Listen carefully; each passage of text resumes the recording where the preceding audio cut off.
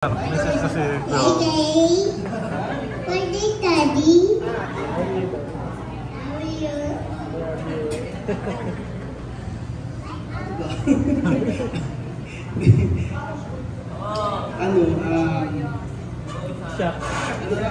Hindi ko kasi alam na hindi ko alam na may ganito kasi akala ko talaga kasalan yung pupuntahan ko.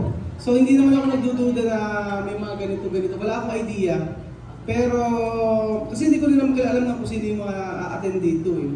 Tapos nung nandoon, halos 40 minutes na yata ako nag-aantay doon. Ang tagal-tagal.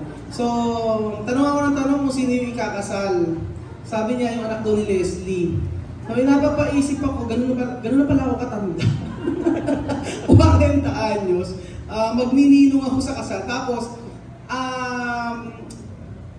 in-announce ko pa naman sa vlog yun, pag sa Africa, sabi ko gusto kong pa-experience kila Tia Mami na makita nila yung kasalan dito kasi iba yung kasalan dito at saka sa Africa. So talagang na-surprise ako. Maraming salamat kay Lenlen, sa aking asawa na nag-ano sa akin, nag-surprise. So iba palang feeling pagka sinusurprise kasi alam niyo po si Kuya Raul, ako po yun, ay mahilig po ako mag-prank. Yun po ang totoo. So, sa lahat ng pagbablog ko, ang dami kong basher sa prank na yan. Ang tindi, yung pamilya Matingga, yan, yung pamilya na yan, lagi kong pinaprank yan. Kaya kung makikita nyo sa mga videos ko, puro prank yung pinagagagawa ko. I'm so happy dahil nakauwi na ako, stay na sa Pilipinas. Salamat dahil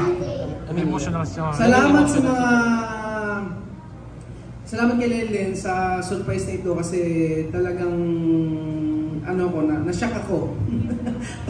Wala akong idea. At salamat din sa mga kasama ko na yan, sila Belgium, sila Jose na kasama ko sa Africa na nag-for-good na din. Salamat sa pamilya Matingga.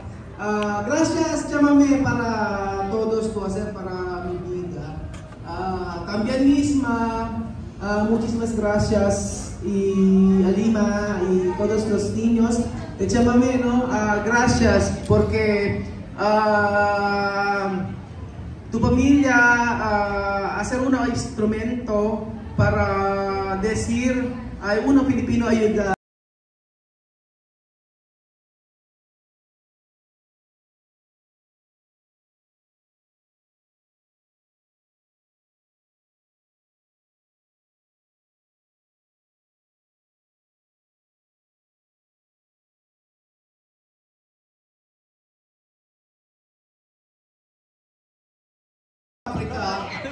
Sobrang hirap yung umiyak siya kami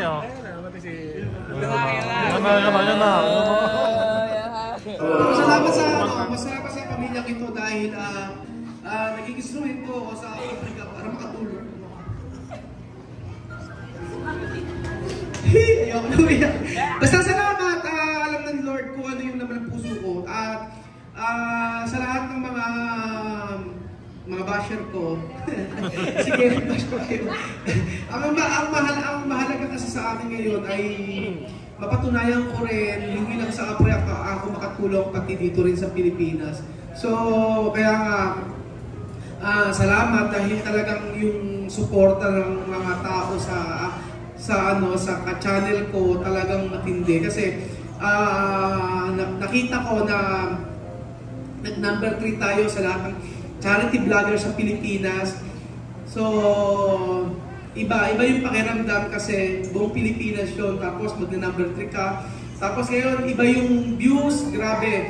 Sa loob ng isang araw, maabot ng 300,000, 200,000. Talagang sabi ko sa Lord, 50,000 a day na views ko, okay na ako. Kaya ko nang buhayin yung pamilya na. Pero iba yung binigay ng Lord eh. Sabi nga, yung alam mo ng Lord, iba, hindi mo kaya karoon hindi mo kaya karoon kung ano yung binigay siya ng Lord.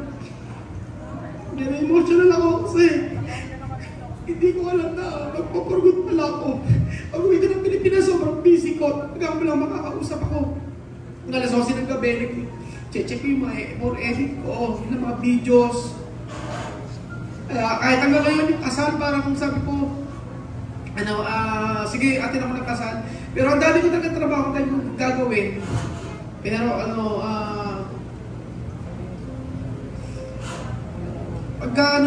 kahit nakakapagod, pero alam mo, masaya ka sa ginagawa mo, iba pala. Pero ako, gusto kong magpasalamat sa lahat ng sa lahat ng mga kababayan ko, sa lahat ng subscriber ko. Thank you so much kasi for almost 3 years, never can bumitaw. Ang dami kong pagkakamali sa vlog, ang dami kong sablay. Pero alam niyo yung araw-araw na pagko-comment nyo, like today, halos ang nanonood, halos 200,000, ilang oras pa lang. Sobrang saya ko dahil alam ko na at the end of the day, may pamilya tayong matutulungan. So hindi lang sa pamilya ko, pagko sa mga Aprikano, salamat din sa lahat ng pagsuporta nyo. Special sa pamilya ko yan, maraming salamat. Kasi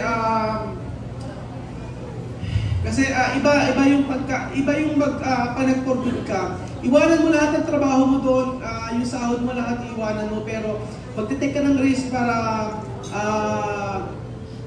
makalabas ka kasi sa Africa iba parang ang nakakulong. Pero pag nakumbina ako ng Pilipinas, iba yung pinagdaanan din namin dito. Makapasok lang yung mga bata ng mga Afrikano nito. Kaya salamat sa Panginoon, lahat ng papuri para sa Kanya. Dahil alam ko na lahat ipuprovide ng Lord, ng Lord, basta patuloy lang sa Kanya. Salamat at God bless. At huwag kayo magsawang sumuporta sa lahat ng mga subscriber ko. At saka subscriber ng 5 Pilipinos, kila Kuya Belgium, tsaka kay Jose. Huwag kayo magsawang manood sa kanila. Ayun, bibigyan namin kayo ng magagandang videos, bibigyan namin kayo ng matitinding mga pasabog sa 5 Pilipinos. At subaybayan nyo yung chapter ng buhay, ng serye ng mga Aprikano na punta sa Pilipinas para makipagsapalaran at magkaroon ng magandang buhay. Yun nga yung mapag-aral sila mula elementary hanggang makatapos ng college. So alam ko, nasusuporta pa rin kayo sa amin. At salamat sa lahat na nag-sponsor, sa lahat na hindi ko kayo mag-isa-isa, sobrang dami yung nag-sponsor sa akin. Kila Ate Nelly, kila Ate Karen, kila Ate Mean ng Japan, kila Ate Karen ng US, kila Ate Nelly ng US, kila Ate Ami, ang dami nag-sponsor. Salamat sa lahat at sa mga gamit na ibinigay nyo sa Pamilya Matingga. Maraming salamat po. Hindi ko kayo maisa-isa pero lahat ng mga sponsor, binigay niyo po sa kanila, lalo na po sa live. So talagang sobrang saya ko po. Unang live ko po, grabe, sobrang daming nanood. Tapos pangalawang live ko po, grabe yung ibinigay nyo na blessing. Kasi sobrang dami nag-share ng blessing yung pangalawang live namin. Ilang oras lang ako nag-live pero talagang ang dami niyong ibinigay. Salamat po sa mga OFW na sumuporta sa Pinoy Equatorial Guinea at sa 5 Pilipinos. Huwag po kayo mag-alala. Dati ko pong pinangako sa inyo. Biglan. Wala kuryente. Naman sinabi. Naputol yung momentum.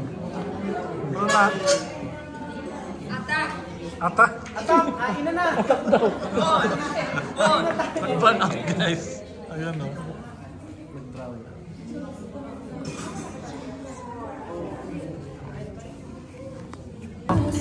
Nagustuhan ni Vivian yung salad, fruit salad. O yan, nagustuhan ni Vivian. Ano yan? Tambian? Tambian na fruit salad? Si. Nagustuhan ng dalawa guys yung fruit salad na dessert dito. Gustuhan naubos din yung kanin. Tapos yung natira yung chicken fillet yata yan, fish fillet. Tapos yung manok naman, giniling na sa bibig niya. Yan ang natira. Nagiling na. Giling na.